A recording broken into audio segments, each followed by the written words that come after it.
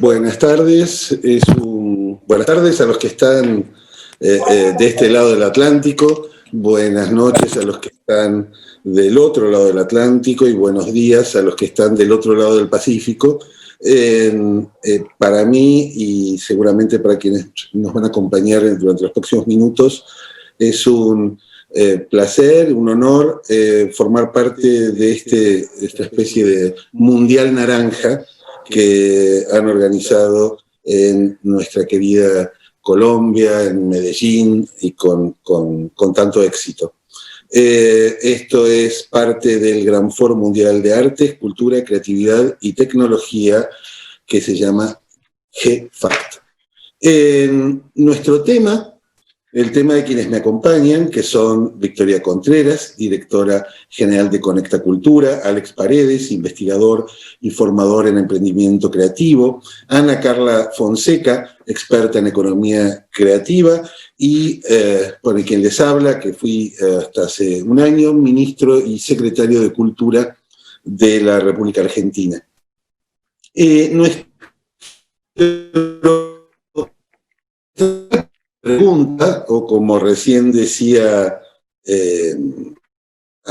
Ana Carla, o nuestra primera provocación, es ¿cuál es el grado de incompatibilidad, si es que existe alguno, entre el mundo del emprendimiento y el mundo de la cultura? Esta discusión, que parece nueva, en realidad es muy, muy antigua, y quienes han estudiado en el campo académico la cuestión de dónde viene el conflicto, digamos, duro, central, que suele reaparecer una y otra vez cuando hablamos de emprendedores culturales, tendríamos que ir por lo menos a la teoría del desarrollo económico de Schumpeter, un libro famoso para los economistas y desconocido para los que no somos economistas, en el cual, en su primera edición, la de 1911, describió con los mismos adjetivos a los entrepreneurs, como se los llamaba en aquel momento a los emprendedores,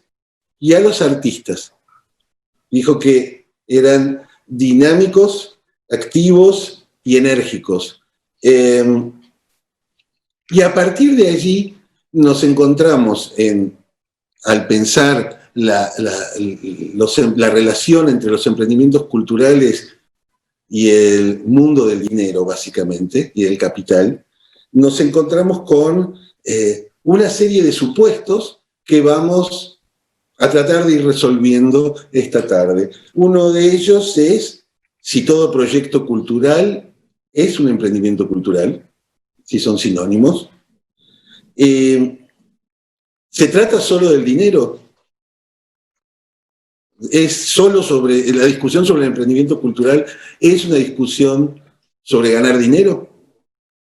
¿O es una discusión más compleja que tiene que ver con llevar las cosas de un lugar a otro, de un nivel a otro? De alguna manera,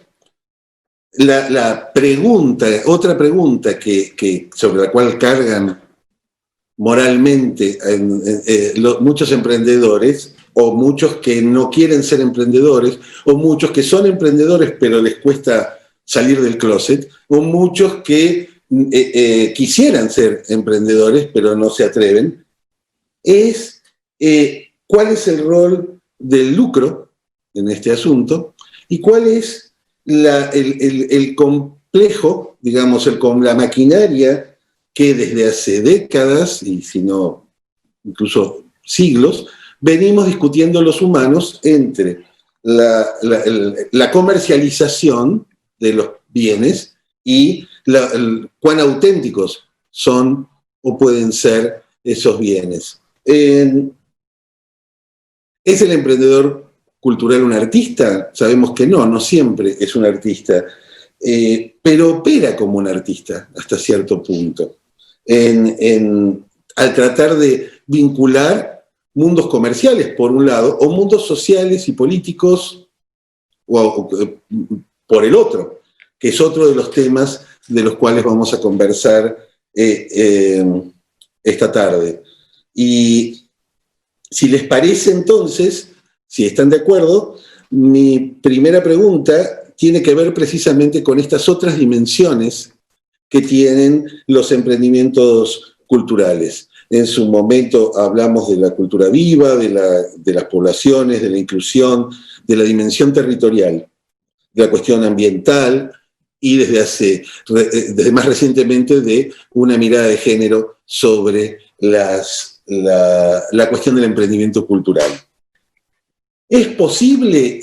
¿Cuál sería el estatus hoy? ¿Cómo podemos pensar, Victoria, esta integración del emprendimiento cultural?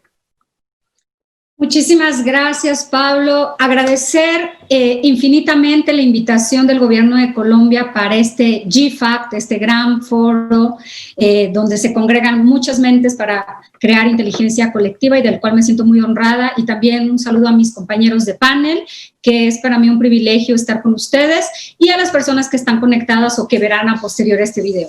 Para responder a Pablo, primero que nada, quiero decir que emprender en cultura es posible. Yo no creo que esté peleado el tema del emprendimiento con la cultura. Es decir, es una decisión que toma cada una de las personas que decidimos sí o no emprender en cultura. En mi caso, soy una mexicana de Ciudad de México que en el año 2010 decidió emprender en cultura, que es con lo que me siento, digamos, más cómoda.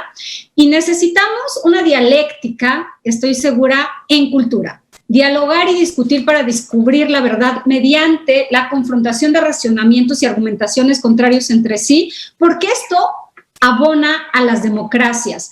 Y voy a empezar con este dato. Fíjense nada más, en México solamente el 36.6% de las micro, pequeñas y medianas empresas de México son propiedad de una mujer. Eso es a cifras del 2020, con lo cual sí quiero exhortar a aquellas mujeres que se sienten con la capacidad de llevar a cabo un emprendimiento cultural a que incrementemos ese porcentaje. ¿Y por qué lo digo?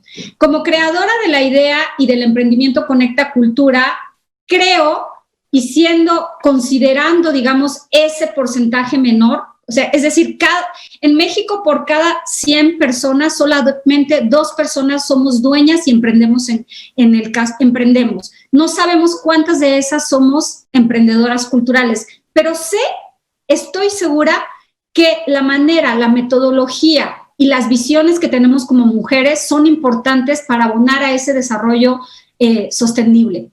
Y no están peleados porque para mí emprender, y mucha literatura lo dice, es identificar un problema que afecta a uno mismo o a la sociedad y pensar en distintas maneras de resolverlo. Por lo tanto, para mí no hay ninguna manera de conflicto entre emprender en cultura. 3 consideraciones, porque sé que tenemos poco tiempo, sobre lo que sería emprender hoy día en cultura y hacia adelante.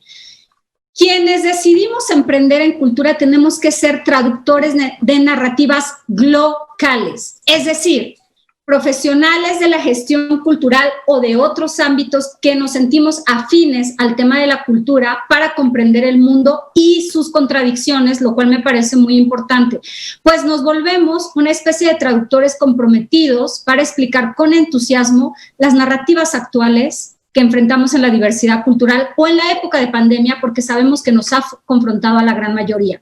Número 2, debemos, o por lo menos desde Conecta Cultura, hemos decidido concebir a la gestión cultural para incidir en el desarrollo humano, la innovación social y el cumplimiento de derechos, pues no hay sine qua non en el cumplimiento de derechos.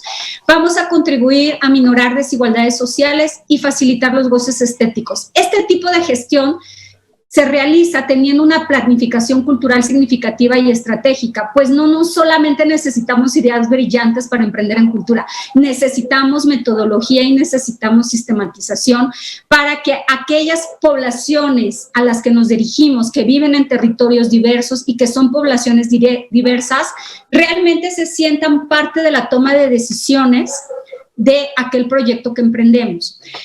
Ahora voy a citar a Yuval Noah Harari, que es este pensador judío que me encanta, y en su libro 21 lecciones para el siglo XXI dice: en un mundo inundado de información irrelevante, la claridad, señores, es poder. ¿A qué nos referimos? Yo creo, al igual que Harari, que la gente que trabajamos en los emprendimientos culturales o en cultura, además de tener esta dimensión social, tenemos que reafirmar y comunicar claramente, de manera permanente, análoga o digital, lo estratégico que es la cultura para las soluciones del siglo XXI en el tema, por ejemplo, de la Agenda 2030, que son esos objetivos, 17 objetivos de desarrollo sustentable, que está en la agenda global, pero que localmente podemos contribuir. Otra cosa, muy de a poco creo que el siglo XXI nos está proponiendo que seamos generadores de contenidos y generadores de contenidos asertivos. Creo que la pandemia lo que hizo de golpe fue que finalmente entramos al siglo XXI en el sentido de que aceleró la desterritorialización de los contenidos. ¿Qué quiere decir esto? Yo en mis clases en el año 2000, siendo internacionalista, un profesor nos decía de la desterritorialización. Finalmente en el 2020 lo vivo a partir de Conecta Cultura, que tiene que ver con este tema de digitalizar, o sea, se aceleró la digitalización, pero yo propongo que no abandonemos los territorios o el trabajo en el que se trabaja en los territorios de forma tradicional. Desde luego que 7,000 millones de personas tienen 7,000 millones de prioridades, pero yo siempre me cuestiono, ¿por qué si hay tantas emergencias, tantas prioridades en el mundo, el sector cultura solo quiere co-crear y vivir del sector cultura? Entonces, la transversalidad de la cultura es sumamente importante y eso lo hemos practicado en Conecta Cultura desde el año 2014. Tenemos ya 10 años de trayectoria, pero lo hicimos deliberadamente, es decir, entrar al sector cultural y salir del sector cultural, desplazarnos para trabajar en turismo cultural, asesorando empresas energéticas, asesorando a todas aquellas empresas que necesitaban un programa de sostenibilidad para su responsabilidad social corporativa, de la índole que fuera, puesto que la inteligencia se construye con la cultura, pero en relación o correlación con otros sectores. El cambio climático seguramente está lejos de las preocupaciones de mucha gente, pero se encuentra en una emergencia de vida o muerte. Y ahí también la variable cultural tiene muchísimo que aportar. Por lo tanto, creo que uno de los retos principales de quienes emprendemos en cultura es hacer visible que el trabajo y la variable cultural tiene que aportar a esas soluciones globales con esa perspectiva local. Finalmente, quiero decir, más inversión social en cultura, sí, desde lo privado, desde la sociedad civil, pero también más inversión pública en cultura. Y en este sentido, quiero felicitar a Colombia, que en 2021 tendrá el mayor presupuesto asignado a cultura en toda su historia. Yo por ahora, con esto. Muy bien, muchísimas gracias, Victoria. Muy clara tu exposición. Y ahora es el turno de Alex Paredes, que se ha dedicado, quizás algunos de los que nos están mirando ya se lo hayan cruzado en alguna actividad, porque se dedica ni más ni menos que a pensar la formación de los emprendedores. Si, como decía Victoria, de alguna manera el emprendimiento es un lenguaje y por lo tanto es un lenguaje que hay que aprender a usar para poder construir los propios significados. Alex se dedica ni más ni menos que a algo parecido a esto. Y allí, como en toda formación, aparece el tamiz. ¿Qué sirve, qué no sirve? ¿Qué es la moda? ¿Qué es lo que pasó de moda dentro de la visión con la cual se forma un emprendedor, si es que el emprendedor se forma o nace y no se hace? Alex, bienvenido. Gracias, Pablo. Gracias a todos. Querida Ana Carla, querida Victoria, qué gusto estar con ustedes. Hablábamos tras bambalina que lo sabroso que sería tomarse un vino, no importa que sea argentino, está bien, pero tomarse un vino presencialmente, bueno, y ojalá allá en Bogotá, en Cali, en Medellín, Sao Paulo, Ciudad de México, donde sea. Muy contento, gracias a Colombia también entero, a todos los que están ahí, pero yo siempre recuerdo y agradezco mucho a Felipe Buitrago, un gran amigo y gestor de todo esto que estamos viendo ahora. Así que, Felipe, felicidades también y felicitaciones por por esto que están haciendo con todo tu equipo país.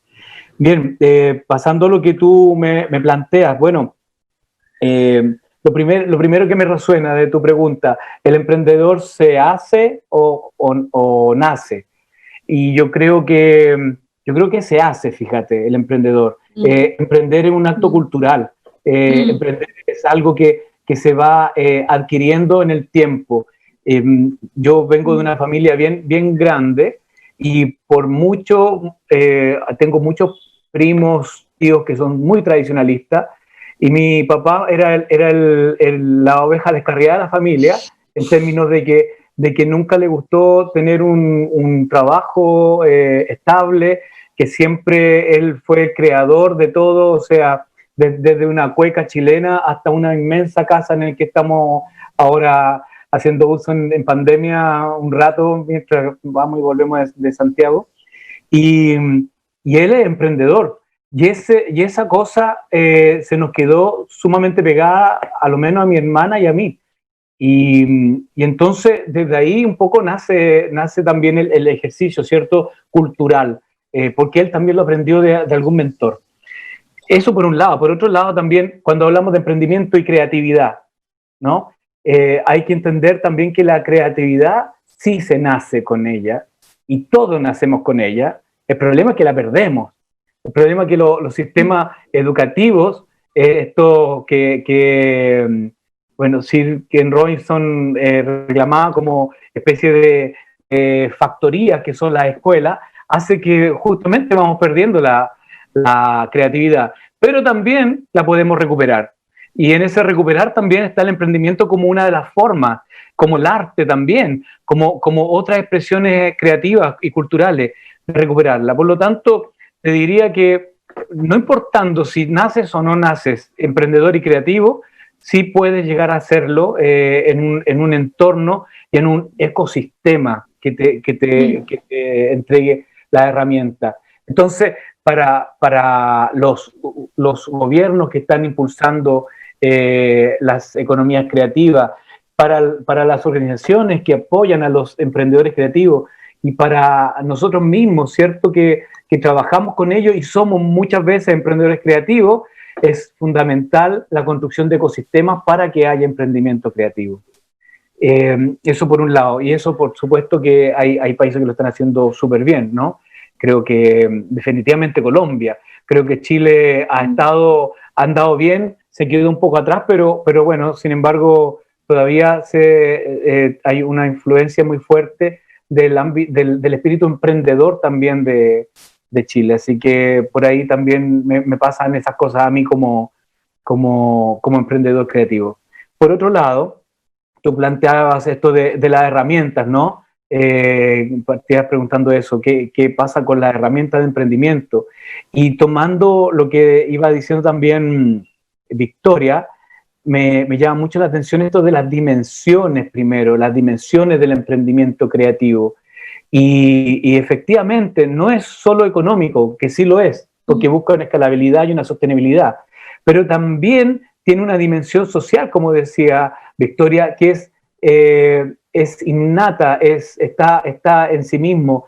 El año 2015 tuve la oportunidad de hacer una investigación que se convirtió en una publicación llamada Prácticas de Emprendimiento Creativo y Cultural en América Latina, 90 casos que escaneamos de 12 países de Latinoamérica, de emprendedores que habían pasado ya toda la barrera de los 3 primeros años que le llaman el Valle de la Muerte, ¿no? En emprendimiento.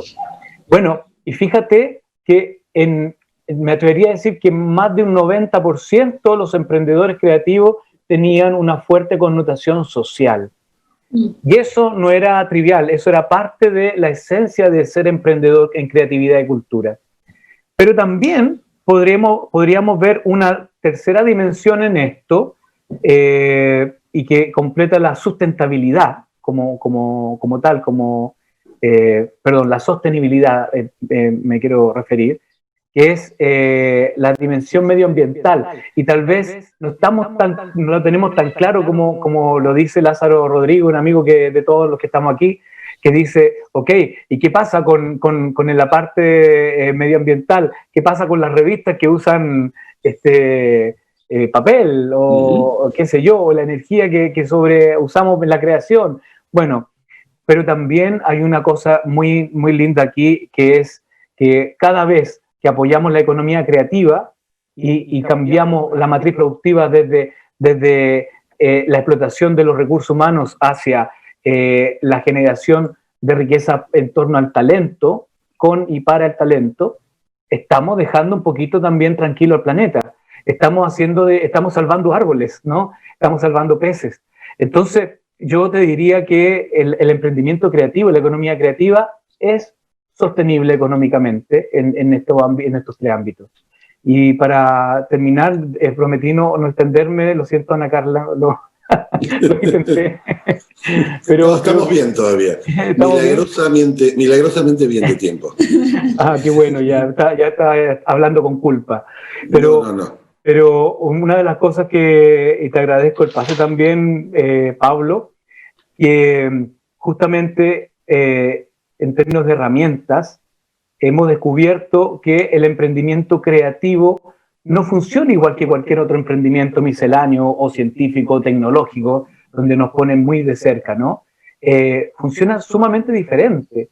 Ya hablaba también Victoria que el emprendimiento esencialmente es casi como que si tuviéramos que definir qué es emprender, es identificar un problema de mercado y convertir o transformar o crear una solución, ¿ya? Pero no todos los emprendimientos creativos funcionan de esta manera que le llamo heurística, o sea, el modelo heurístico de crear, investigar una necesidad y construir una solución, sino que hay muchos que no lo hacen y que básicamente lo que buscan, y sobre todo lo que están, su fuente de ingresos son los públicos, las audiencias, es el tema de la conexión emocional.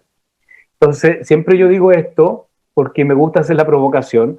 En las escuelas de emprendimiento tradicional siempre le preguntamos a un artista, y usted que es músico, le preguntamos, dígame, ¿qué problema de mercado resuelve su canción? Lo dejamos ahí como dando bote. Claro, porque la gente no consume muchas veces productos y servicios u obras artísticas por una necesidad, sino que la consume por una conexión emocional, tal vez con el artista, tal vez con la canción, tal vez con el escenario, con el recuerdo que significa esa canción emotivamente, porque es una canción folclórica, qué sé yo. Hay una conexión emocional con algo ahí que le llamamos unidad creativa. Pero eso hace que el emprendimiento creativo funcione distinto, necesita herramientas diferentes a las herramientas con las cuales construimos este kit de herramientas para emprender. Es muy, muy interesante lo que señalabas, Alex, las dos ideas últimas, la de la conexión emocional, por un lado como el factor diferenciador o específico del emprendimiento cultural, que de algún modo también pone un límite y un marco a qué es un emprendimiento cultural y que no lo es. Digo, que no tiene nada de malo, pero a veces el adjetivo cultural puede ser una ventaja y muchas otras una mochila cargada de piedras. Digo, y por el otro lado, esto que señalabas al final con relación a tu visión sobre el emprendimiento. Es el turno de escuchar el punto de vista de Ana Carla Fonseca, que es una especialista de la cual todos aquí en América Latina estamos muy orgullosos, porque se ha dedicado a estudiar la economía creativa, que es aquí aplausos, que es un campo, imagino que novedoso, y al mismo tiempo cargado de descubrimientos y revelaciones como todo aquello que está en construcción.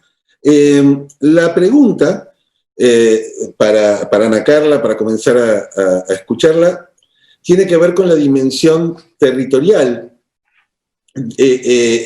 como ecosistema del emprendedor cultural.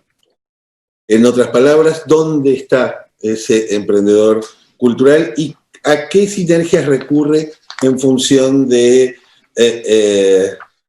la singularidad en esta era global dentro de su ecosistema. Ana Carla, te escuchamos. Muchísimas gracias, Pablo, Victoria, Alex, a Felipe y al presidente Iván Duque que nos reunieron aquí. Quería solo hacer 2 protestas y un agradecimiento. Protesta 1, que no tengamos una degustación de vinos, porque, bueno, tenemos varios participantes de distintas partes de nuestra región que producen. Aunque sea de café, tratándose de Colombia. Sí, de caipirinha, de lo que sea, pero bueno, pongamos acá, ¿no? Y bueno, la segunda protesta es porque no sé por qué, pero el Alex cuando dijo, bueno, creo que pasé de mi horario, me miró, tipo, bueno, vendrá una que hablará aún más que yo, eso lo sentí, así que, bueno, mi protesta. No.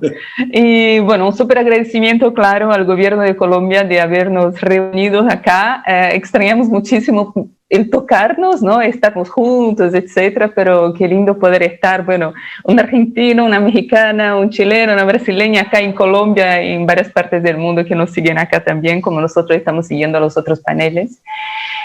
Yo intenté empezar a tomar nota de todo lo que mencionaban los chicos, pero bueno, me terminó el papel, así que pobre Pablo que está articulando todo, porque hay un montón, como dijo él, por correo un poquito antes, tenemos siempre mucho más temas que tiempo para discutirlos.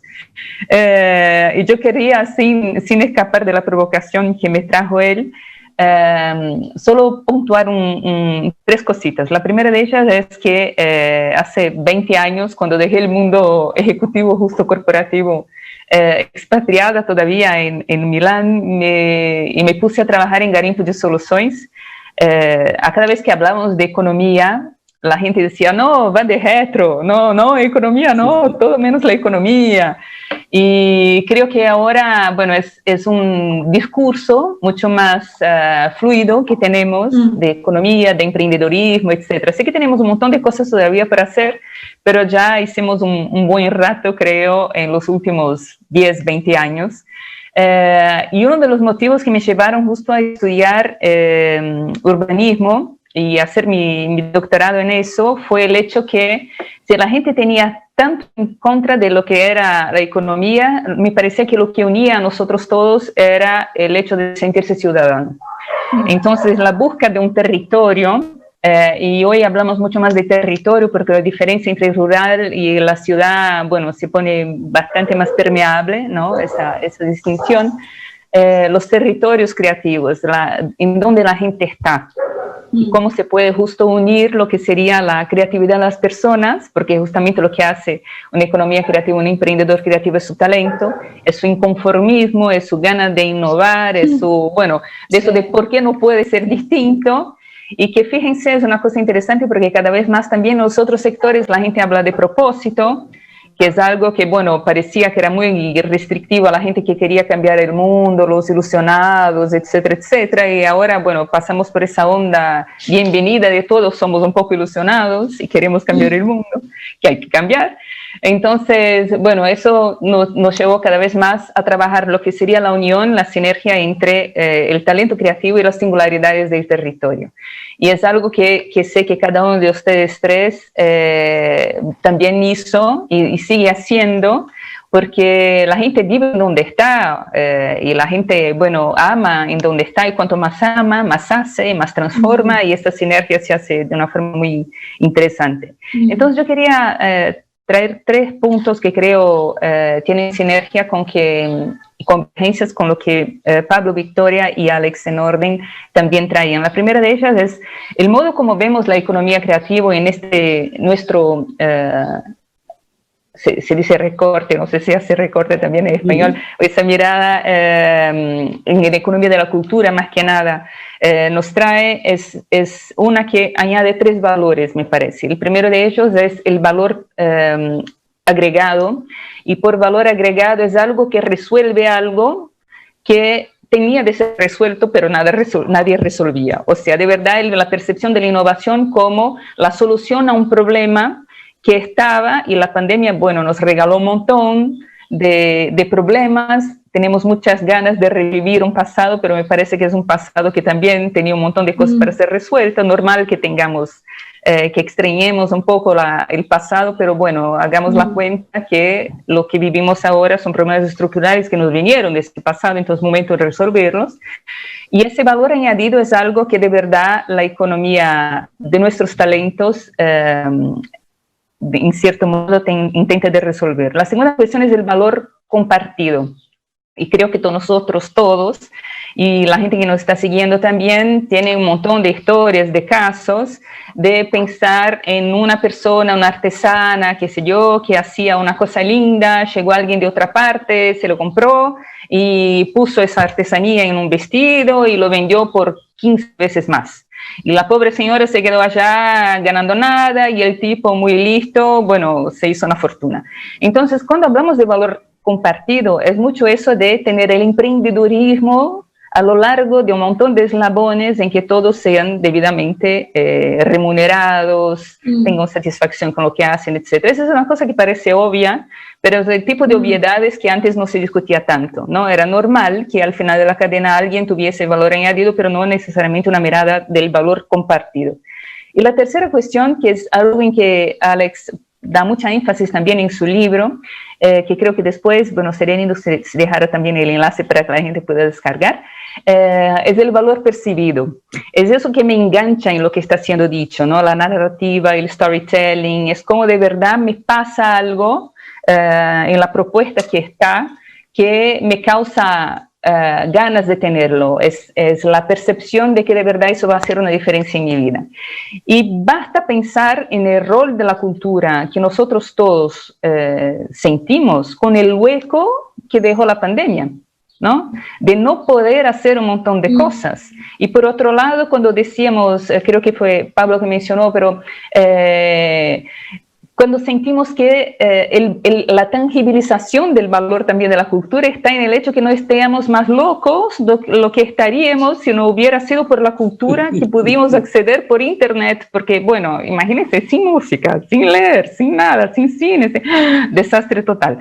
Entonces esa consonancia de tres valores, el añadido, el compartido y el percibido, es en nuestro pensar en Garimpo de Soluciones lo que de verdad hace la economía de la cultura en esta discusión acá.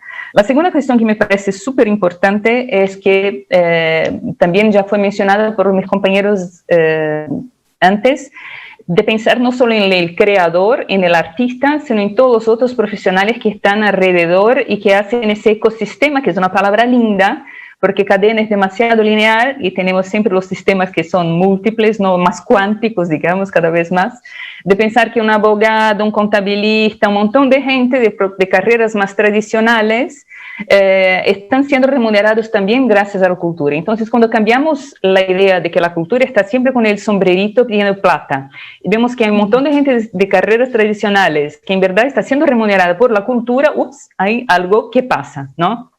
Entonces, esto también me parece una cosa interesante desde el punto de vista de ganar o no, en términos financieros. Y una tercera cuestión vinculada a eso, que es del futuro del trabajo. Entonces, hablábamos siempre del futuro del trabajo, que ahora parece el pasado del trabajo, porque no sabemos más qué será el futuro del trabajo. Pero en todos los estudios de las fuentes más galardonadas que teníamos antes, se decía que uno que ahora llegara en el mercado tendría 7 carreras distintas a lo largo de su vida, ¿no? Y no 7 trabajos, sino 7 carreras. Y yo creo que cada vez más en ese ecosistema creativo que tenemos nosotros, las personas que son más vueltas a lo que serían las habilidades socioemocionales y las otras que serían más dedicadas a las habilidades, digamos, racionales, cada vez más convergen. Creo que cada vez más nosotros todos tenderemos a hacer una mezcla de eso todo, porque los tiempos exigen, porque la pandemia cada vez más dejó claro que no podemos compartimentarnos como siempre hicimos, y esa distancia entre él es un artista y yo no lo soy, creo que la brecha se va a hacer cada vez más reducida. Si vemos, por ejemplo, para hablar de género, si vemos que en la gran mayoría de los cursos de artes hay un 90% de mujeres, Y eso no se ve también en el mundo práctico del emprendedurismo reflejado.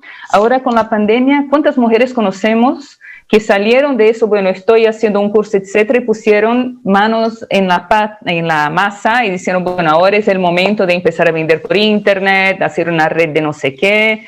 Creo que estamos siendo muy empujados también, en el buen sentido, en ese caso específico, para dar la cara, ¿no? Para salir de lo que sería solo un discurso teórico, conceptual, y ver, bueno, ¿cómo puedo aplicar entonces eso en la resolución de los problemas del mundo, a partir también del mío, que es pagar las cuentas? Entonces, creo que son un montón de cosas que suman, y solo para cerrar, nosotros estamos hablando cada vez más y trabajando cada vez más acá también con la cuestión territorial. Y es lindo, como vivimos la semana pasada, ir a una región que está en el norte de una provincia en Brasil que se llama Minas Gerais. La región se llama Jequitinhonha. Yo sé que es un nombre súper complicado para nosotros también, pero en el Jequitinhonha la cosa linda es que hace unos 30, 40 años, según la UNESCO, estaríamos en la 8ª región más pobre del mundo.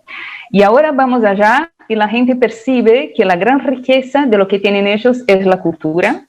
Muchísimas familias dejaron de fragmentarse, eran las deudas de marido vivo, porque los hombres salían para trabajar en los canaviales, etcétera, y volvían en la época de lluvia.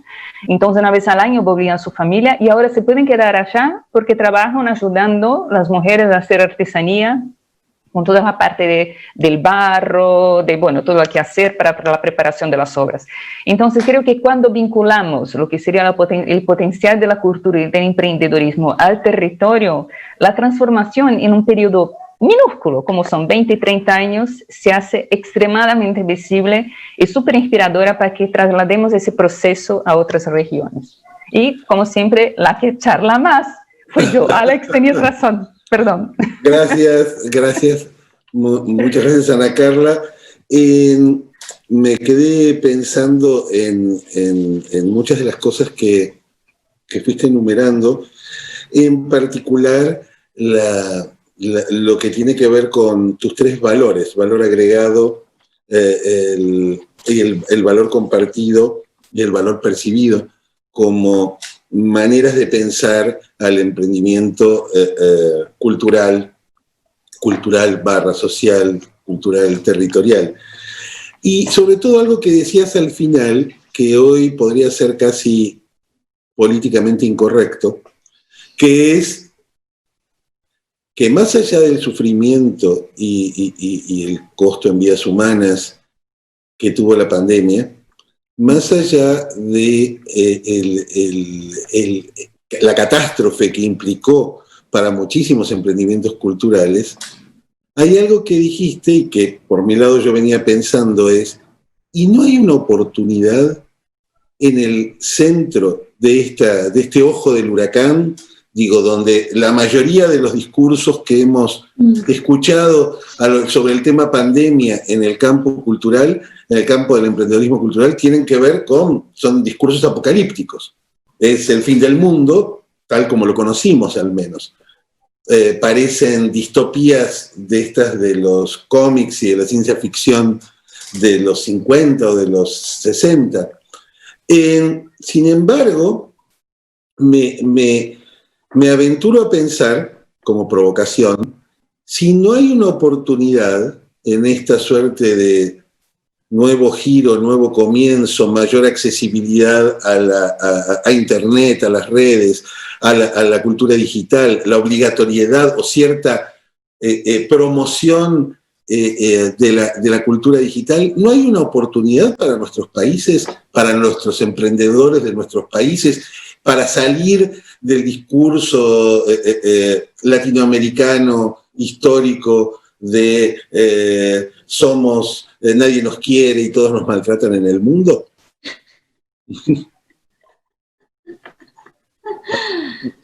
Sí. Adelante, sí. Vamos a escuchar entonces a Victoria. Bueno, hay un libro, para responder un poco a esto, hay un libro que a mí me gusta mucho del año 1980, que por cierto es de un autor colombiano.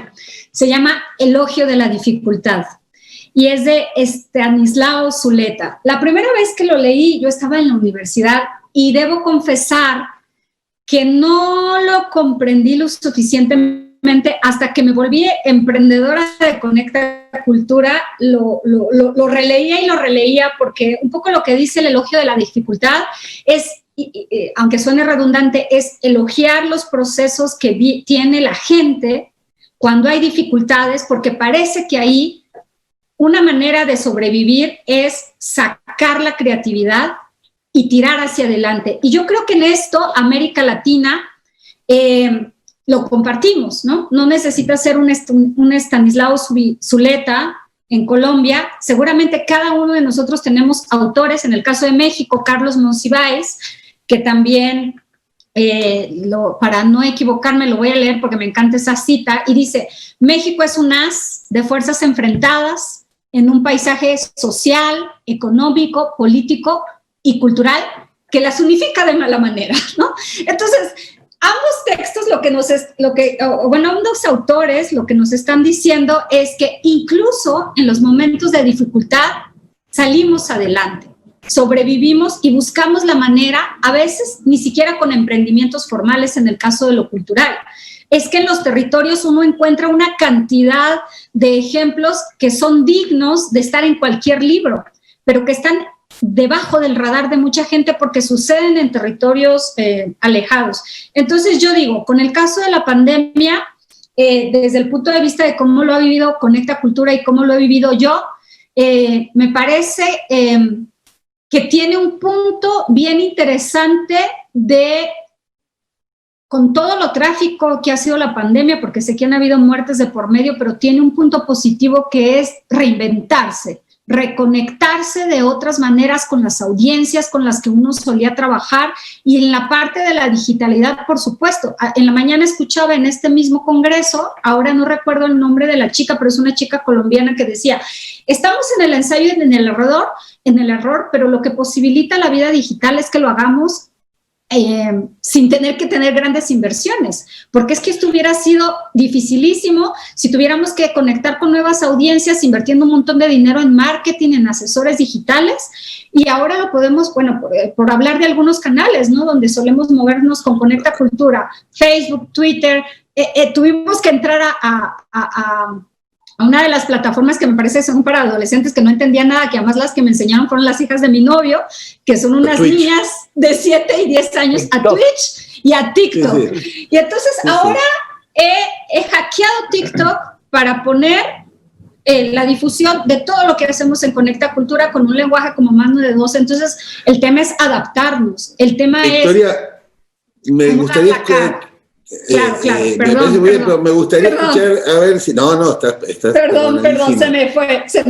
Estás perdonada. No, tenemos todavía 6 minutos y medio y me gustaría escuchar en 2 o 3 minutos a Alex, a ver qué conclusión te llevas, qué escuchaste en esta charla que tuvimos entre todos.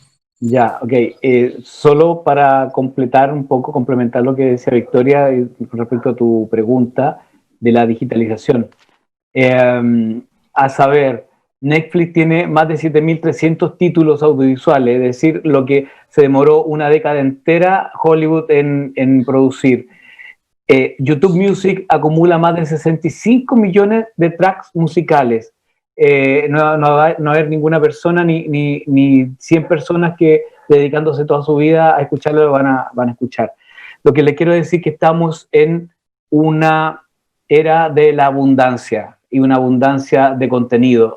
Ahí, sobre esa piedra estamos montados la gente de las economías creativas. Entonces, si estamos en la era de la abundancia, es justo y necesario aprender a ser abundante también, a construir abundancia, pero también a generar abundancia. Y ahí un poco conecto también con, si me permiten, con el libro Diversificar, www.librodiversificar.com, y ahí justamente hablamos de cómo vivir esa abundancia, ¿no? Cómo vivir la diversificación. Aprendo muchas cosas, hay conceptos muy lindos, que esto de las viudas de maridos vivos, me mataste con eso, Ana Carla. Qué fuerte ese ejercicio, pero sin embargo adoro ese ejercicio también de trabajar con comunidades pequeñas o pequeñas ciudades creativas, que es un tema que tenemos ahí pendiente. Nosotros estamos trabajando en Frutillar una pequeña ciudad creativa, pero estamos trabajando con 120 emprendedores, conectando turismo con creatividad, y están pasando cosas maravillosas. Estamos entendiendo cómo el vino de cabra, el queso de cabra. Sí, estaba tratando se habían logrado la manera de sacar vino de una cabra. Eso sí que es innovación. En Chile puede pasar cualquiera de esas cosas, ¿eh? No te impresiones. Puede pasar que bebas vino y veas cabras, que es otra cosa. No, como el queso de cabra macera bien con vino espumoso, que son hechos en frutillar, que estamos hablando de la Patagonia, No puedo dar fe de lo que estás diciendo hasta que no lo probemos. Ana Carla, tu conclusión de esta tarde. No, perfecto. Es una conclusión en proceso, ¿no? Porque creo que son varias provocaciones que dejamos para nosotros mismos y para los que nos están siguiendo. Yo solo quería puntuar en otra región, en esa misma onda, que está, bueno, en la provincia de São Paulo, que es una región de 22 pequeñas ciudades, y es un otro valle que se llama Ribeira. Y por muchos años fue considerada como la región más pobre de la provincia de São Paulo, que es más rica de Brasil. Si hubiera estado en cualquier otra provincia, quizás no hubiera sido considerada tan pobre, pero bueno, acá sí, porque no tiene industria, etcétera, etcétera. Y ahora que estamos cambiando lo que sería el índice de riqueza, y empezamos a comprender la riqueza de las varias culturas que allá están, del patrimonio arquitectónico y otros tantos culturales que surgieron desde allá. Mucho de la historia de Brasil está anclada en esa región, y de la biodiversidad, porque hay municipios que tienen 90% de cobertura vegetal de mata atlántica. De verdad es una cosa muy preciosa, y vemos la transformación a partir del emprendedorismo, a partir del momento también en que la gente percibe ese cambio de era, ¿no? No por menos el proyecto que hicimos allá se llama Da Gosto Ser de Ribeira, porque para que la gente pueda emprender, tiene que tener la autoestima vinculada a lo que sería su territorio. Y es maravilloso cuando llegamos ahora y la gente abre una sonrisa y dice, no, pero bueno, en mi región tal y tal y tal. Y no, bueno, yo vengo de allá, ¿no? Yo soy pobre, ya, ¿verdad? Entonces es un cambio súper importante que da una satisfacción enorme de ver los emprendedores en práctica. Muchas gracias. Muy bien, muchas gracias. Escucharon a Victoria Contreras, directora general de Conecta Cultura, Alex Paredes, investigador y formador en emprendimiento creativo, a Ana Carla Fonseca, experta en economía creativa. Espero que hayamos aportado a quienes nos escuchen una discusión que creo que es importante profundizar acerca de la rigurosidad en el pensamiento acerca del emprendedorismo creativo, que evidentemente es mucho más que una moda y vino a transformar en buena medida el modo en el que los países, los estados, miran y reflexionan sobre una parte muy, muy importante de su producción, pero también de sus oportunidades de crecimiento. En este caso, nuevamente, el agradecimiento de todos nosotros al gobierno colombiano, al presidente Duque, a Carmen Vázquez, la ministra de Cultura, a Felipe Buitrago, todos ellos que realmente nos llenan de entusiasmo con el trabajo que están haciendo en su país. Gracias a todos, a todas, y nos vemos en otro encuentro de estos. Muchas gracias. Chao, gracias. Chao, muchas gracias. Chao, gracias a todos. Chao, Victoria, me pasa haber cerrado. Me pasan los libros que hablaste, Victoria.